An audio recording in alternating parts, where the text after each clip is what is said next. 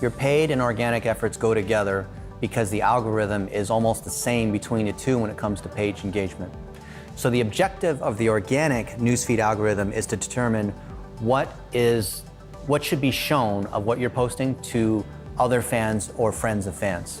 And when you do things that work well in organic, like vertical video that takes up the whole screen instead of a third, captioning, things that work sound off, getting people's attention, high average watch time, high engagement, those are things that you can then reuse. For example, taking that page post ID in Ads Manager and using it for website conversions, or driving it for leads, or using portions of it that you have inside Instant Experiences.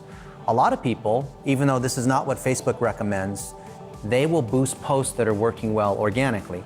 Boosting posts works well if you're a public figure and if you're a small business. But if your objective is driving leads, driving e-com sales for ROAS, driving in-store visits, then that is a different optimization objective. Whatever you select on the ad side as your objective, Facebook will sub-target against your chosen audience and try to get you the lowest cost per result. So we find that when you put stuff out there on the page, that's more at the very top of the funnel.